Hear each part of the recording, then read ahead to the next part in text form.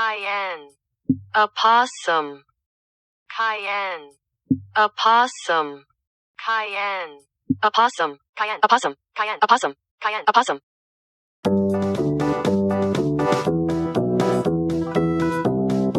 Well, I really don't recall when the event happened in the timeline. But, that really doesn't matter. It's what happened. My friends and I have a deer camp every year.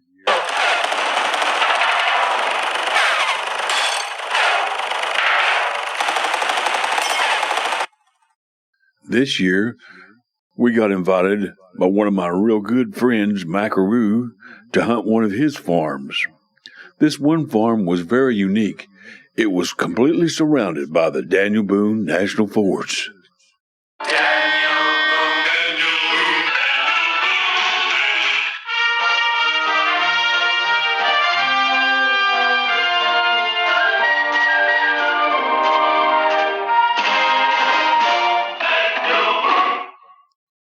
Well, I got messed up on my dates and everything. I wound up getting there 3 days early. When I pulled into the place, it was a very narrow, deep hollow. I'll tell you how deep it was. No, I'm just going to wait and tell you that later. Well, actually, after I think of that, I might not have it later, so I'll tell you now. At 11 o'clock, the sun come up, and 2 o'clock it set. That was it. That's all you had. Anyway, I drove up this little makeshift road till it turned into a path. And on the right-hand side, down over embankment, right beside the creek, was a woodshed. I said, a perfect place for base camp.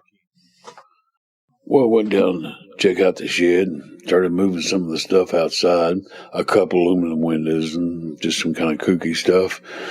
There was 2 old wooden chairs in there and an old end table with a candle on it and an old reclining chair. Oh, I cleaned it out the best I could and headed up to the van to get my stuff. Oh, shoot. I can't believe I did that. I can't believe I forgot the great big plastic Tupperware tote that had almost all my stuff in it. Oh, Lord. Man, I'm losing my mind. Well, it didn't take long for the day to slip away. It was getting closer to dark. I had a little bit of food and fixed it up and thought I'd go down to the creek and wash out my pan.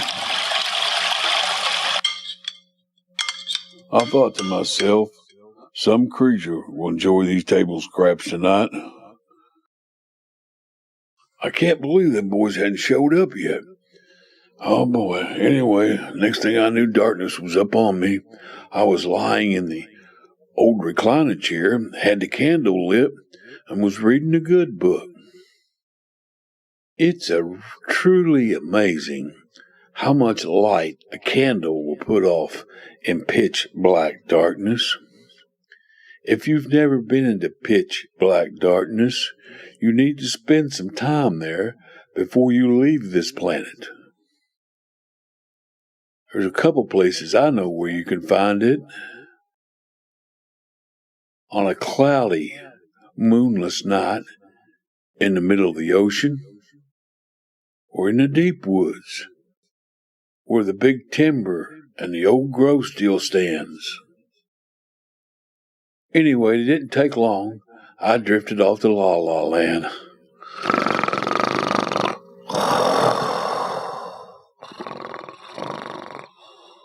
Sometime up in the night,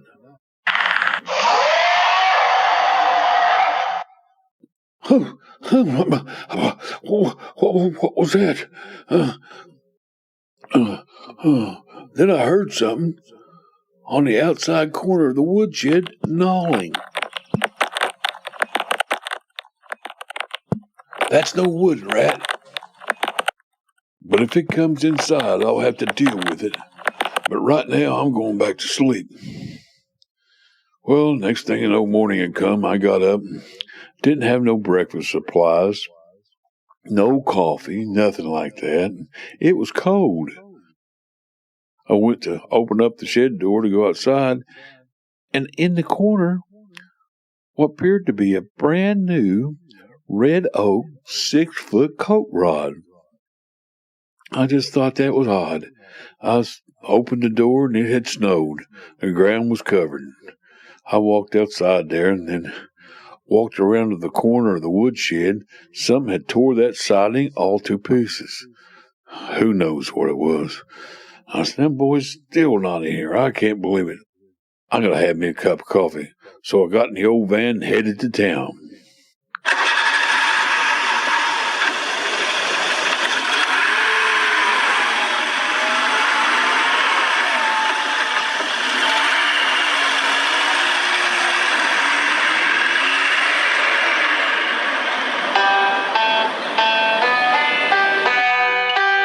Well, I'm sitting here in the local Waldart parking lot. I've got a couple bars on my cell phone. I tried to get a hold of all kind of people. Finally got a hold of Weavy. He laughed. He said, tell me I was early. He'd see me in 2 or 3 days.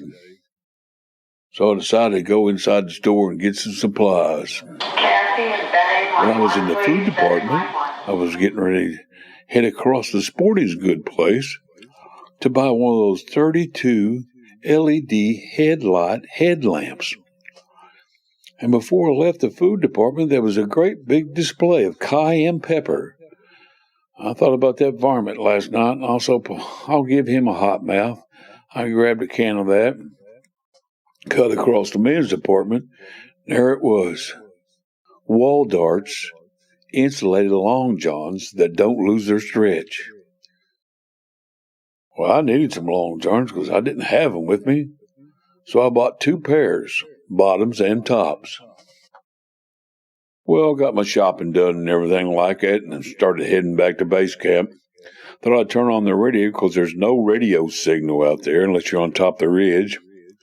Hot dog if it wasn't my good old buddy Tony Pence, the Bluegrass Railroad Show, and he's playing Rena Gillard. Daggone, that girl shakes my cage the way she can play that fiddle.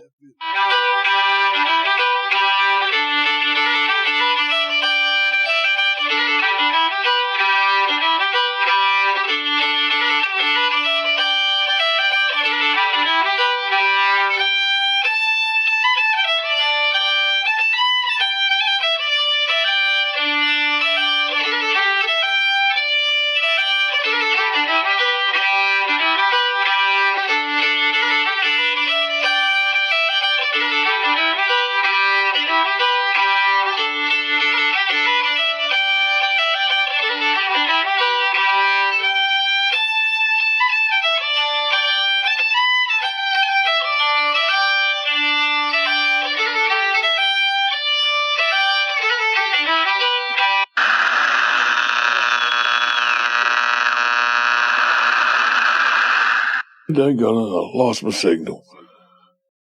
Well, it didn't take long.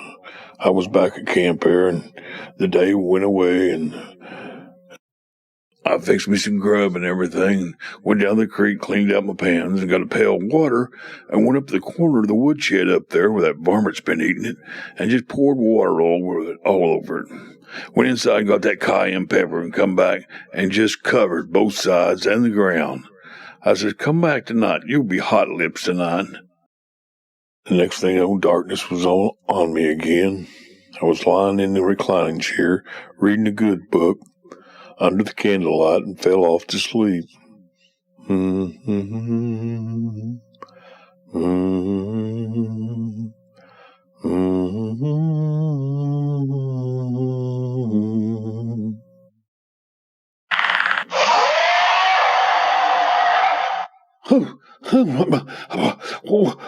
What was that?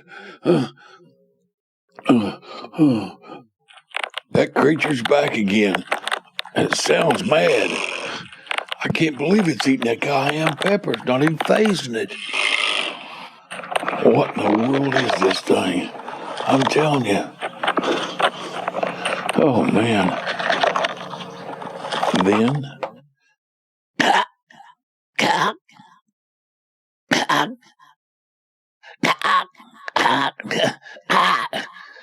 Then I hit the creek. Well, it didn't take long and everything went back to quietness again. I fell back asleep. I'd say it was the darkest hour of the night when it woke me up again. It was out there on the bank, marching back and forth, screaming at me, calling me out. I threw the covers off, stood up and went to the door, grabbed that 6-foot coat rod and my 32-light LED headlamp, swung open the door and hit the lights on him. It was a possum. A big possum, but it was a possum. He had that cayenne pepper all over his feet, his mouth, and his hands. Even his eyes was glowing red. He was mad. He was really, really mad. I stepped out of the shed and started climbing up the muddy bank. He came down to meet me. I reared back.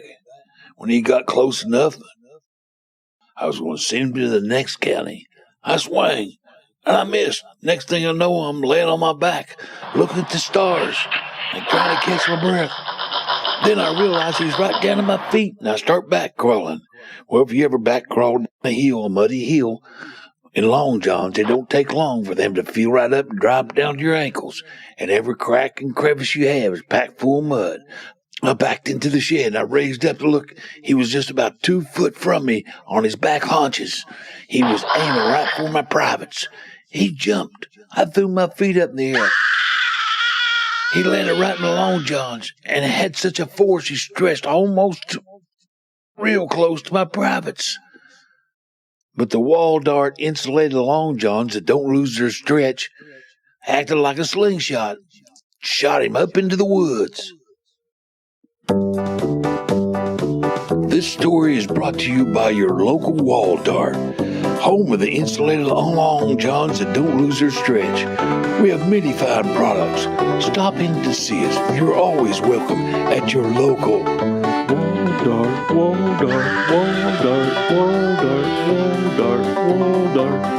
dart. 50-some teeth in its mouth. It'll eat the ticks around your house. Wall dart.